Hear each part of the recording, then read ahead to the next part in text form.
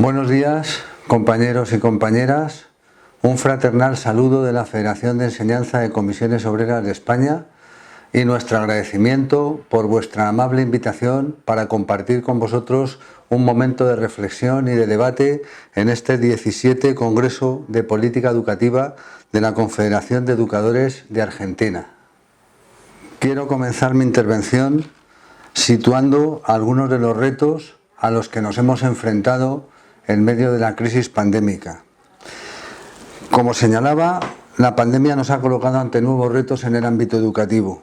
Yo creo que hay que señalar que el primero de ellos fue, en nuestro país, pasar del escenario presencial al escenario online en tan solo 24 horas. De un día para otro, tras el confinamiento, tras el decreto de confinamiento del Gobierno de España, los docentes, el alumnado y las familias pasamos de estar en las clases ordinarias a estar en casa, confinados, y a enfrentarnos a un escenario de una educación online.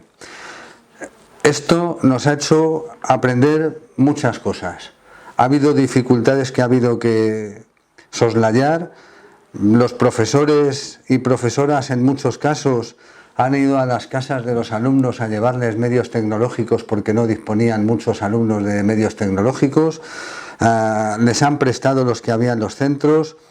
Los profesores y profesoras se han visto sometidos a unas jornadas laborales que no tenían final, porque podías estar después de 12 horas de trabajo por la noche contestando correos electrónicos, consultas de tus alumnos y de tus alumnas. Pero yo creo que lo primero que hay que señalar es que hay que reconocer el inmenso trabajo que ha hecho el profesorado junto al alumnado y a las familias, que han permitido que en muy poco tiempo se hiciera frente a este reto de pasar de la educación presencial a la educación online, como digo, no sin problemas, pero creo que hay que reconocer el trabajo de toda la comunidad educativa, que ha sido inmenso para que la educación no desapareciera, para que el sistema educativo no se parara en la pandemia. Y a pesar de las dificultades, y ahora me referiré a algunas de las dificultades, creo que el desempeño ha sido de reconocer. Como decía al principio de mi intervención, el escenario online nos ha colocado ante nuevos retos. Retos que no eran del todo desconocidos para el profesorado, que no eran del todo desconocidos para nosotros, pero que han irrumpido con fuerza. Yo señalaría, en primer lugar, que el escenario online ha hecho que irrumpan con fuerza las brechas de la desigualdad y, señaladamente, la brecha digital. Según las autoridades educativas, al menos el 14% del alumnado en nuestro país está en situación de brecha digital, es decir, no tiene medios tecnológicos o conexión a red o ninguna de las dos cosas. Según datos recabados por comisiones obreras en los centros educativos del profesorado, esta cifra podría ser incluso mayor, pudiendo alcanzar en algunos casos hasta el 30% del alumnado en situación de brecha digital. La segunda conclusión que creo que podemos sacar de la situación extraordinaria que hemos vivido en la pandemia es que el escenario online ha perjudicado más al alumnado en situación de desventaja social,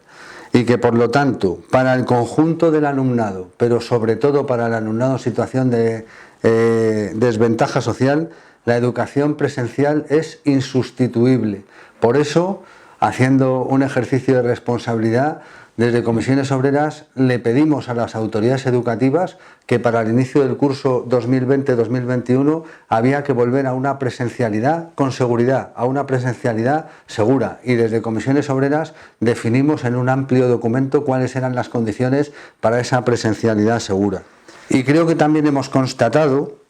que el escenario online ha irrumpido y que puede ser crecientemente utilizado, lo que nos exige volver a los retos que acabo de señalar anteriormente. Como decía, desde Comisiones Obreras exigimos a las autoridades educativas, al Gobierno de España y a los gobiernos de las comunidades autónomas, porque, como sabéis, en nuestro país la educación está descentralizada y las competencias educativas, hay competencias básicas que son del Estado, pero la mayor parte de las competencias están residenciadas en los gobiernos de las comunidades autónomas.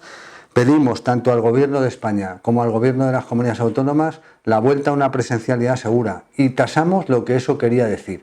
Para Comisiones Obreras, la vuelta a la presencialidad segura significaba un máximo de 20 alumnos por aula de ratio, para poder mantener grupos burbuja y significaba una distancia mínima entre alumnos y alumnas en las clases de al menos 2 metros. ¿En qué se traducía la exigencia de Comisiones Obreras de un máximo de 20 alumnos por aula y un mínimo de 2 metros de distancia entre alumnos y alumnas en las clases? Significaba que había que contratar para garantizar esas condiciones al inicio del curso pasado 71.000 profesores y profesoras. Hay que reconocer que en España no se llegó a contratar ese volumen de profesorado, pero sí la presión que hicimos con convocatoria de movilizaciones, incluso de huelgas educativas en algunas comunidades autónomas más remisas a incrementar el número de profesores y profesoras, conseguimos que se contrataran hasta 39.000 profesores y profesoras en nuestro país. Quiero señalar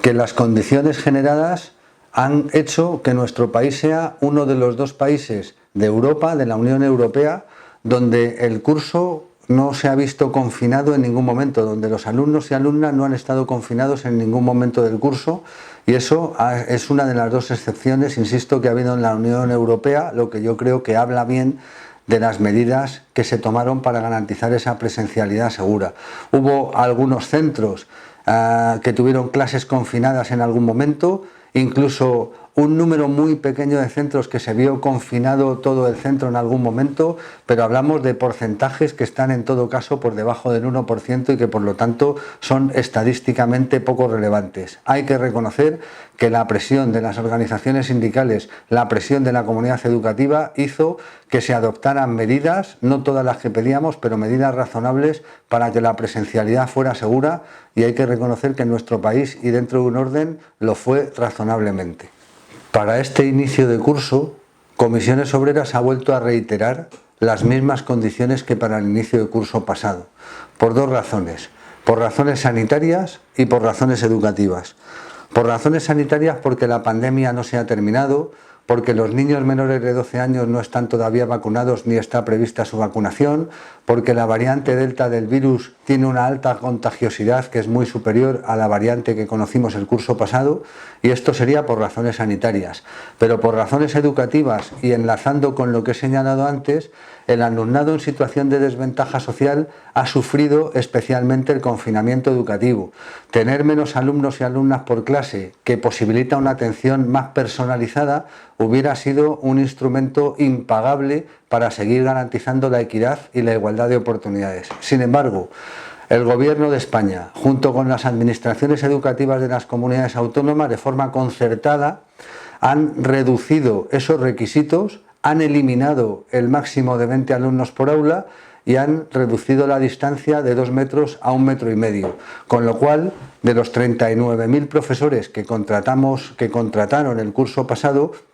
este curso se han visto reducida esa cifra a la mitad, es decir, han quitado la mitad del incremento de plantilla COVID que hubo el curso pasado, lo cual va a tener repercusiones probablemente en términos sanitarios y también probablemente en términos educativos, y más cuando se está implantando una nueva ley educativa, la LOMLOE,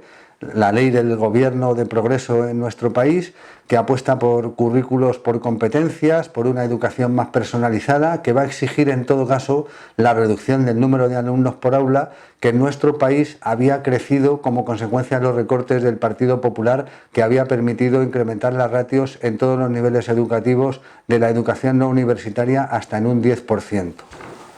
Por otro lado, la propuesta de Comisiones Obreras de mantener las condiciones del curso pasado respecto a ratios 20 alumnos por aula y a distancia 2 metros aparejaba la contratación de más profesores de los que se necesitaban el curso pasado. Recordáis que el curso pasado, según nuestras estimaciones, se necesitaban 71.000 profesores y profesoras más. Para el curso que viene se necesitarían más. ¿Por qué? Porque durante el curso pasado una parte de la educación secundaria obligatoria desde los 14 hasta los 16 años y el bachillerato de 16 a 18 estuvo semipresencial, pero este curso va a volver a una plena presencialidad. Por lo tanto, donde el curso pasado se necesitaban 71.000 profesores, este curso se hubieran necesitado en torno a 80.000 profesores para garantizar la plena presencialidad. Con las cifras de contratación de profesores actuales, que están en torno a 20.000, nos quedamos muy lejos de atender a las necesidades sanitarias y a las necesidades educativas a la necesaria atención a la diversidad, a la necesaria recuperación de los aprendizajes de los alumnos, especialmente en situación de desventaja social, y por lo tanto este inicio de curso ha empezado peor que el inicio de curso pasado, sin atender a los retos, como acabo de señalar, ni en materia sanitaria ni en materia educativa. A estas alturas creo que nos podemos hacer ya una pregunta. Claro, contratar 80.000 nuevos profesores no es especialmente barato. ¿Cuánto cuesta? ¿Se puede pagar? Porque yo creo que esta es una pregunta importante. Contratar 80.000 nuevos profesores hubiera costado en torno a 3.000 millones de euros, que es una cifra no desdeñable.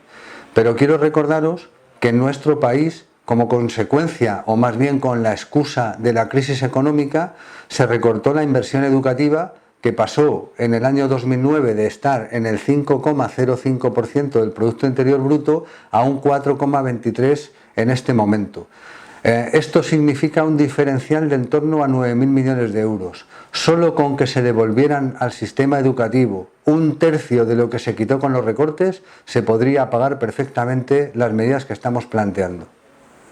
Y ahora que hablo de los recortes y teniendo en cuenta que vosotros también vais a reflexionar sobre la educación pública,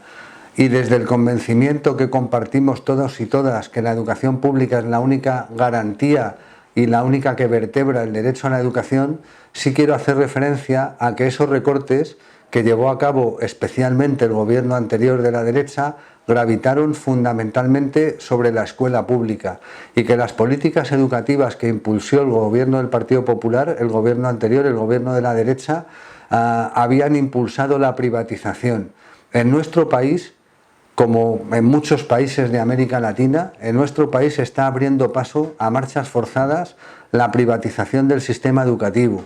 Sabéis que en nuestro país tenemos un sistema de conciertos con centros privados sostenidos con fondos públicos, pero la privatización no está avanzando especialmente por esa figura que no deja de ser una anomalía en los sistemas educativos de nuestro entorno. En los países de nuestro entorno no existe educación concertada, es un hecho excepcional en nuestro país, pero la privatización ni siquiera está pasando por el incremento de los conciertos, sino por la privatización en niveles no obligatorios, 0-3 años,